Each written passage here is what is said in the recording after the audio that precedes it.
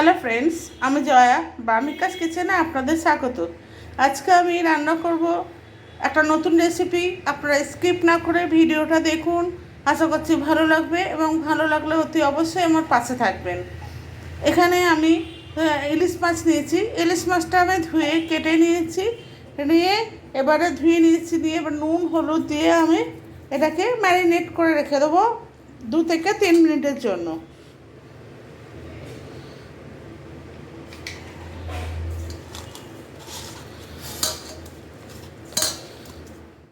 জ্বালিয়ে আমি একটা কড়াই বসিয়ে দিয়েছি, গরম হয়ে গেছে। এবার আমি এখানে দিয়ে দিচ্ছি মাছ ভাজার জন্য সর্ষের তেল। আর সর্ষের তেল থেকে ইলিশ মাছটা ভালো রান্না হয়, তাই জন্য এখানে আমি সর্ষের তেলের ইউজ করেছি। তেলটা গরম হতে দিয়েছি, তেলটা গরম হয়ে গেছে। এবার আমি এখানে যে মাছটা ম্যারিনেট করে রেখেছিলাম সেই মাছটা আমি দিয়ে দেবো। মাছগুলো আমি বেশি ভাজবো না, হালকা হালকা করে ভাজবো, কারণ ইলিশ মাছ বেশি ভাজলে ভালো লাগে না।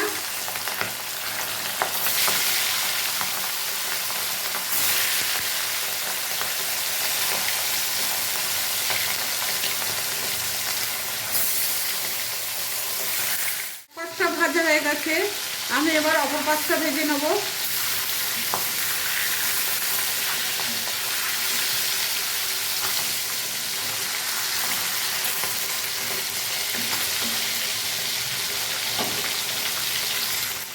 হালকা হালকা করে ভেজে নিয়েছি, নিয়ে এবার মাছটাকে আমি তুলে নেবো।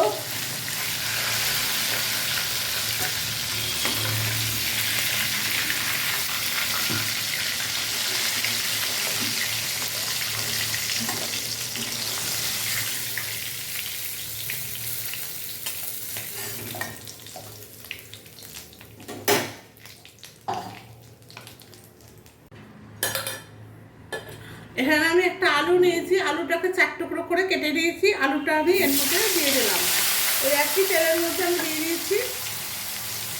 দিয়ে আলুটাকে একটু লাল লাল করে ভেজে নেবো।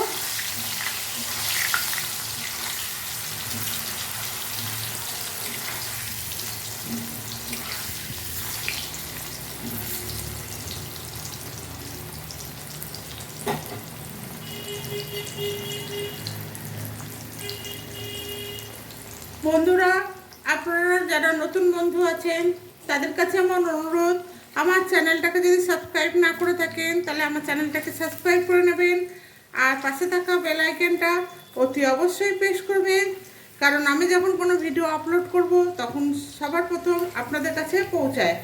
আর পুরনো বন্ধুরা যারা আছেন আমাকে এতদিন যেভাবে সাপোর্ট করেছেন ঠিক সেইভাবেই সাপোর্ট করবেন আশা করব, এবং আমার পাশে থাকবেন। আমার পাশে থাকার জন্য আপনাদের সকলকে আমার কৃতজ্ঞ এবং ভালোবাসা, আমি কৃতজ্ঞ এবং ভালোবাসা জানাচ্ছি। তাহলে আমার এখানে আলুটা তো ভাজা হয়ে গেল, এবার আমি আলুটাকে তুলে নেব।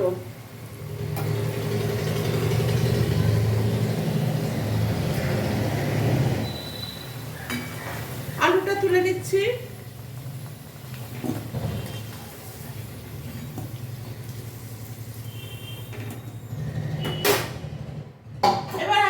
বেগুন নিয়েছি, বেগুনটাকে ঠিক আমি কাটানোটা দেখাইনি, ভুলে গেছি। এইভাবে আমি বেগুনটাকে ঠিক কেটে নিয়েছি, নিয়ে বেগুনটাকেও আমি ভেজে নেবো। ওই একই তেলের মধ্যে বেগুনটা ভেজে নেবো।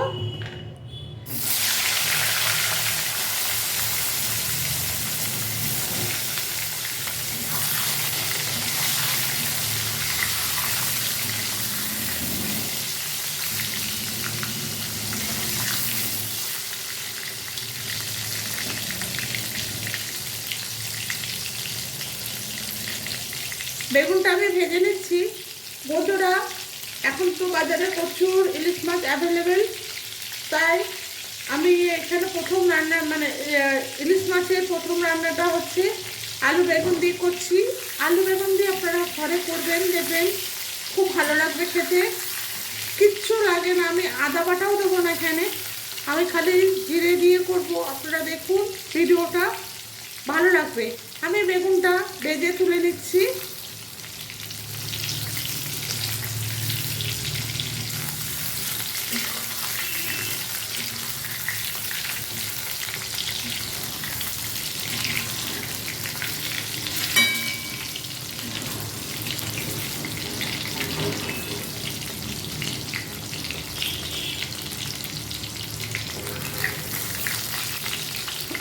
ভাজা হয়ে গেছে, আমি বেশি লাল করে ভাজবো না।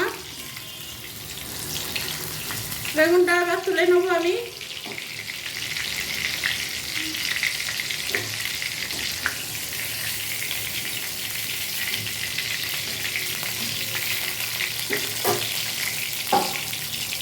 এবার এই একই তেলের মধ্যে আমি দিয়ে দেবো একটু কালো জিরে,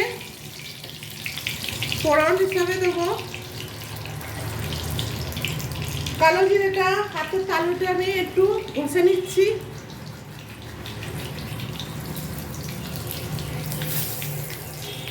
দিয়ে এবার আমি দুটো কাঁচা লঙ্কা ভেঙে এর মধ্যে দিয়ে দিচ্ছি।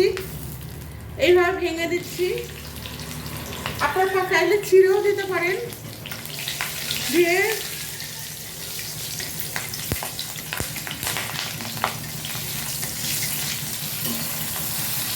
এবার আমি এর মধ্যে আবার আলু বেগুনটা দিয়ে দেবো।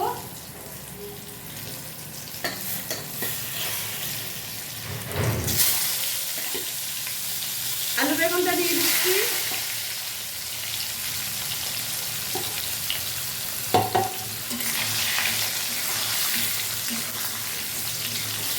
এবার আমি এর মধ্যে দিয়ে দিচ্ছি ধনে গুঁড়ো আর জিরে গুঁড়ো।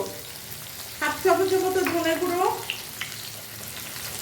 হাফ চামচের মতো জিরে গুঁড়ো,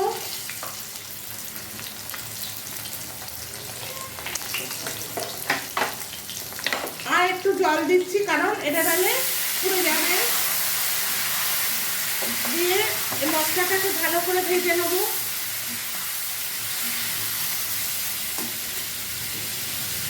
দিচ্ছি 1 চামচের মতো হলুদ গুঁড়ো,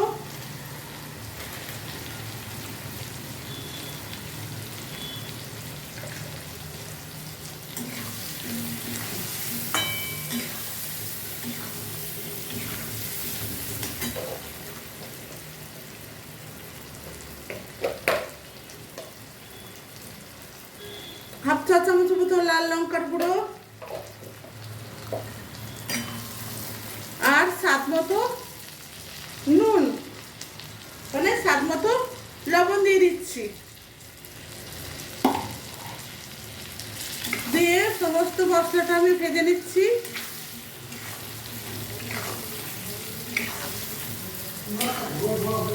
ভাজা হয়ে গেছে, এবার আমি এখানে জল দিয়ে দেবো।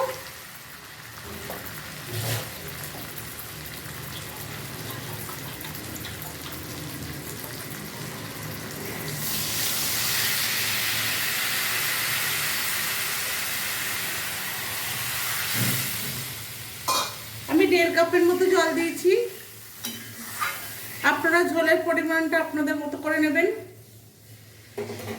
দিয়ে এবার একটা ঢাকনা দিয়ে আমি ঢেকে দেবো। ঢাকনাটা খুলে এবারে মাছগুলোকে দিয়ে দিই।